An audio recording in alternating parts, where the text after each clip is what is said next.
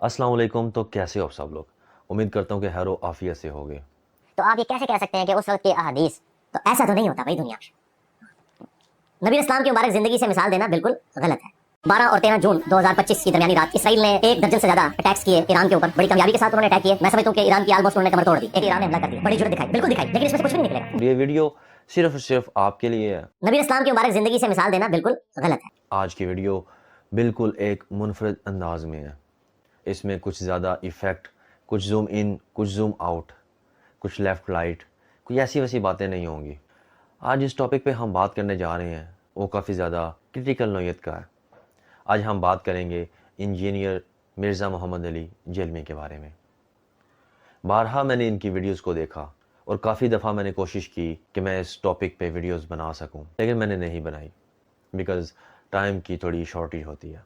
मैंने अली भाई की काफ़ी ज़्यादा वीडियोस देखी, लगभग 1.5 साल से मैं इनकी वीडियोस को देख रहा हूँ और मैंने इनकी वीडियोस में ज़्यादातर जिस चीज़ को पसंद किया वो यही था कि ये करंट अफेयर के ऊपर बड़ी अच्छे तरीके से बात करते हैं और मैं दिन ब दिन इनका फ़ैन होता जा रहा था इस बात पे लेके कि इस बंदे के पास नॉलेज तो है, बात करने का सलीका भी है, अच्छे तरीके से अपना पैगाम अगले को डिलीवर करते हैं। लेकिन मिर्ज़ा साहब, आपकी बहुत सी वीडियोस मैंने ऐसी देखी, बहुत सी वीडियोस ऐसी देखी जिसमें आपने आउट ऑफ कॉन्टेक्स्ट जाके बात की है। बहुत सी ऐसी वीडियोस हैं, अगर मैं एक एक वीडियो पे बात करूँगा तो काफ़ी ज़्यादा लंबी मेरी वीडियो हो जाएगी। मैं सिर्फ आपके एक करंट अफेयर के ऊपर बात करना चाहता हूँ, बाकी किसी भी वीडियोस को मैं नहीं छेड़ता।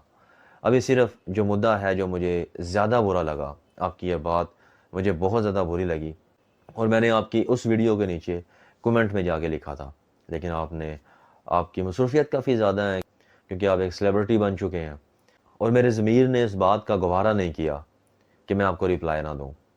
आपने एक वीडियो बनाई जिस पे आपने ईरान की जो जंग चल रही है उसके मौजू पे बात की। ईरान और इसराइल की जो जंग चल रही थी, आपने उसके मौजू पे बात की है। आपने आउट ऑफ कॉन्टेक्स्ट जाके काफ़ी ज़्यादा बातें कर दी हैं और मैं मजबूर हो गया कि मैं आपके उस वीडियो का रिप्लाई दे सकूं।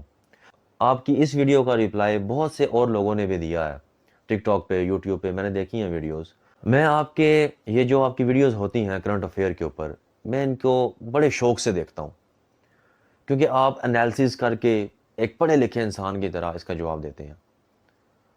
यहाँ तक तो बात ठीक है। आप जो इस्लामिक टॉपिक के ऊपर बात करते हैं वो मैं सच बताऊं तो ज़्यादा नहीं सुनता, क्योंकि मैंने कुछ बातें सुनी थी आपकी ही वीडियो की, आपकी ही मुंह से, जो कि मुझे अच्छी नहीं लगी। 12 और 13 जून 2025 की दरमियानी रात इसराइल ने 1 दर्जन से ज्यादा अटैक्स किए ईरान के ऊपर। बड़ी कामयाबी के साथ उन्होंने अटैक किए। मैं समझता हूं कि ईरान की आलमोस्ट उन्होंने कमर तोड़ दी एक रात के अंदर ही। और ईरान जो इतने अरसे से दावे कर रहा था वो अपने दावों में उस तरह साबित नहीं हो सके। खुश हो रहे हैं कि जी ईरान ने हमला कर दिया, बड़ी जुर्रत दिखाई, बिल्कुल दिखाई, लेकिन इसमें से कुछ भी नहीं निकलेगा। जंग नहीं छेड़ सकता कोई भी दुनिया का मुसलमान मुल्क, इनके साथ जंग नहीं छेड़ सकता। हम साइंस और टेक्नोलॉजी में इतने पीछे रह गए हैं कि हमें उस लेवल पर आने के लिए बहुत टाइम दरकार है। Wake up to reality. ए पैगंबर, तुम देखोगे कि मोमिनों के साथ सबसे ज्यादा दुश्मनी करने वाले यहूदी और मुशरिक हैं। ए ईमान वालो, यहूद और नसारा को दोस्त न बनाओ, ये एक दूसरे के दोस्त हैं, और जो शख्स तुम में से उनको दोस्त बनाएगा वो भी उन्हीं में शुमार होगा। बेशक अल्लाह जालिम लोगों को हिदायत नहीं देता। जिसकी वजह से थोड़ा सा मुतनरफ हो गया, बल्कि काफ़ी ज़्यादा मुतनरफ हो गया और वो मैं वीडियोस नहीं देखता। लेकिन आपकी जो एक हफ़्ते के बाद वीडियो आती है आपके यूट्यूब चैनल के ऊपर, उसको मैं ज़रूर देखता हूँ। तमहीद बांधने का मकसद ये था कि आपको मेरी बात समझ आ सके और ये वीडियो सिर्फ आपके लिए है और आपके स्टूडेंट्स के लिए है, बिकॉज़ जो भी आपको सुनता है आप तो उसको स्टूडेंट ही कहते हैं। तो ऐसे तो मैं भी आपकी काफ़ी ज़्यादा वीडियोस देखता रहता हूँ, सुनता रहता हूँ, शेयर भी करता रहता हूँ, लेकिन मिर्ज़ा साहब आपने बहुत ज़्यादा आउट ऑफ कॉन्टेक्स्ट एक जाके बात शख्स की है। बड़े अच्छे आपने तरीके क्या से बात किया, तलवार मैं चला आप ही सकता की है, वीडियो का लेकिन क्लिप तलवार चलाता तो हूं। वो तो ये इस जमाने में चीज साबित हो चुकी है कि टेक्नोलॉजी के बगैर आप कभी भी तरक्की नहीं कर सकते। और ये जज्बाती बातें छोड़ दें कि जी अगर आपका ईमान कामिल है तो आपके पास हथियार भी नहीं है तो तब भी आप जंग में जीत जाएंगे। बिल्कुल ऐसा नहीं होता। ग़ज़वे बदर, ओहद की और खंदक की मिसालें देना बिल्कुल गलत है। वो अल्लाह ताला की गैबी ताईद थी। नबी इस्लाम की मुबारक जिंदगी से मिसाल देना बिल्कुल गलत है। यहाँ पे मैं ये कहना चाहूँगा कि ये दर्स सिर्फ करबला का है, खौफ सिर्फ खुदा का है। हज़रत इमाम हुसैन रज़ी अल्लाह ताला अन्हुमा कभी करबला से पीछे नहीं हटे। हज़रत अली रज़ी अल्लाह ताला अन्हुमा ने मरहब को ये नहीं कहा कि मैं मासूम हूँ। हज़रत अली रज़ी अल्लाह ताला अन्हुमा ने फरमाया कि मेरी माँ ने मेरा नाम हैदर रखा है, मौत तो एक दिन आनी है और ये अटल है, आके ही रहेगी। क्यों ना इस्लाम की खातिर लड़कर शहीद की तरह अपने सर पे ताज सजाया जाए, क्यों मुसलमान बुज़दिल बन जाए, जबकि मौत तो अटल ही है और एक दिन आनी है, पीछे हटने से भी मौत आनी है। तो क्या हम लोग अपने नाम के साथ शहीदों का लक़ब जोड़ नहीं सकते, शहीदों का ताज सर पे पहन नहीं सकते हैं? यहाँ पर हज़रत इल्लामा इकबाल रहमतुल्लाह अलैह याद आते हैं, जिन्होंने कहा था कि हो तेरे बयां की हवा तुझको गवारा, उस तश्त से बेहतर है न तिली न बहारा। गैरत है बड़ी चीज़ इस जहां तगो दो में, जो पहनाती है एक दरवेश को ताजे सरे तारा। और हासिल किसी कामिल से ये पोशीदा हुनर कर, कहते हैं कि शीशे को भी बना सकते हैं हारा। और अला को मर्दे मोमन पे है भरोसा, इब्लीस को है यूरोप की मशीनों का सहारा। क्या खूब शायर थे इल्लामा इकबाल भी। मिर्ज़ा साहब, इस्लाम ने आज तक जितनी भी जंगें लड़ी हैं वो कभी भी बराबरी की नोयत की नहीं थी। और आप कहते हैं कि ईरान को मान लेना चाहिए वो डील जो अमेरिका ने उनको बोली है। और ऊपर से आप ये भी कहते हैं कि आजकल की जंगों में पुराने गज़वा की मिसालें देना बिल्कुल भी ठीक नहीं है, क्योंकि वो मिसालें आजकल की जंगों में इम्प्लीमेंट नहीं हो सकती। मैं यहाँ पे पूछना चाहूँगा कि क्यों इम्प्लीमेंटेशन नहीं हो सकती? तो शहीद किसे कहते हैं? मिर्ज़ा साहब, आप इस्लाम को मुझसे बहुत ज़्यादा जानते होंगे, लेकिन जो आपने ये थॉट बयान की है, ये थॉट बिल्कुल भी पसंद नहीं आई। और आपके अपने स्टूडेंट्स, आपके अपने व्यूवर्स आपसे इस बात से मुतनर्रफ हैं। मिर्ज़ा साहब, हमने इस्लाम से और अपने दीन से तो यही सीखा है कि रसूलुल्लाह सल्लल्लाहु अलैहि वसल्लम की ज़िंदगी हमारे लिए एक अमली नमूना है जो ताहयात ता क़यामत रहेगी।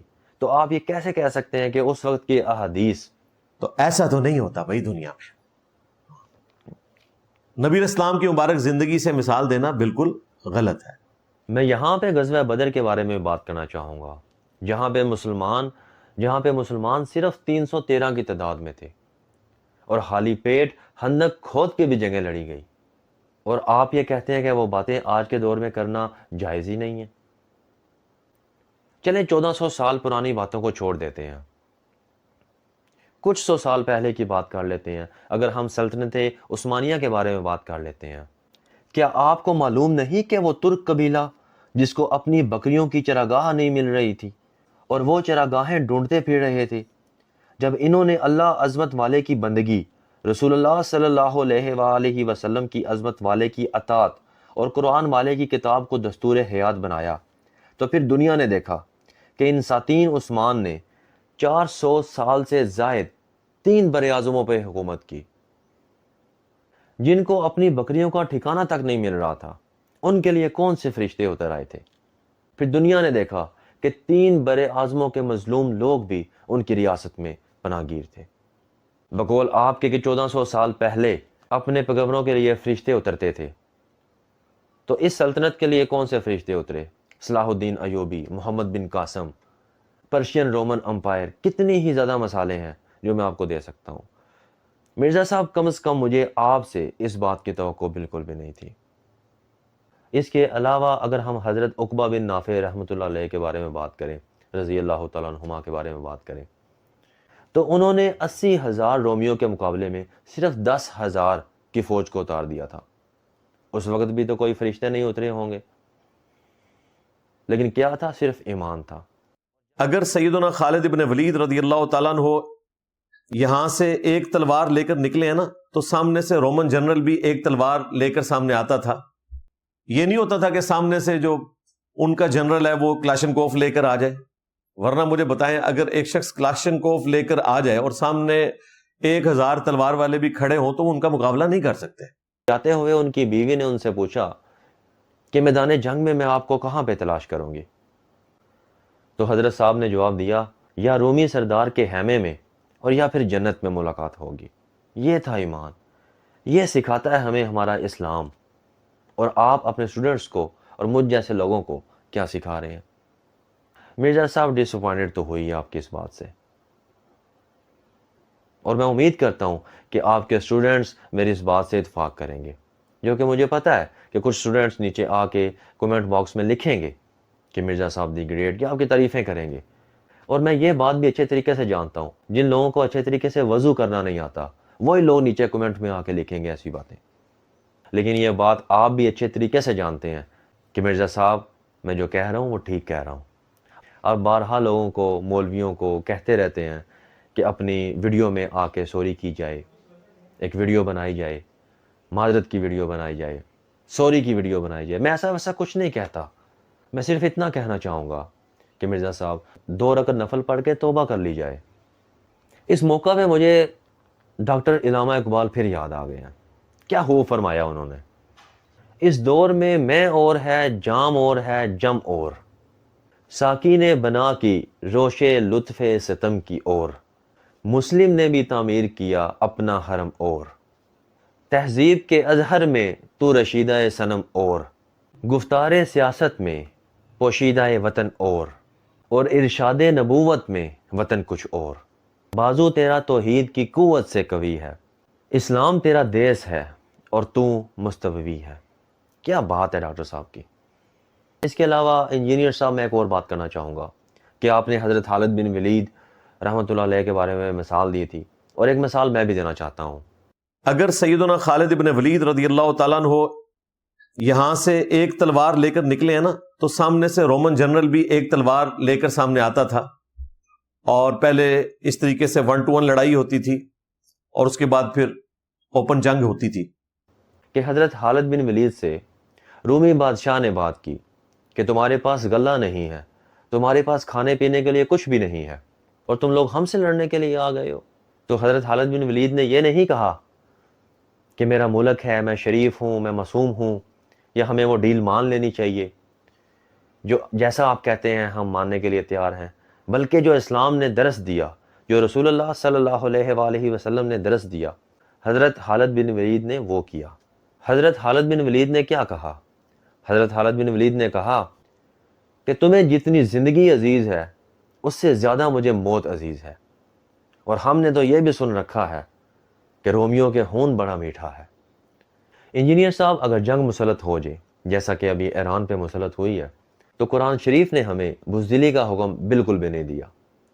تو قرآن پاک نے تو ڈائریکٹ فوکس کیا گردنوں پر، اور تب تک ان کو قید نہیں کرنا جب تک ان کی خون ریزی نہ ہو۔ یہ درس ہے قرآن کا۔ اور آپ ہمیں کیا درس دے رہے ہیں انجینئر صاحب؟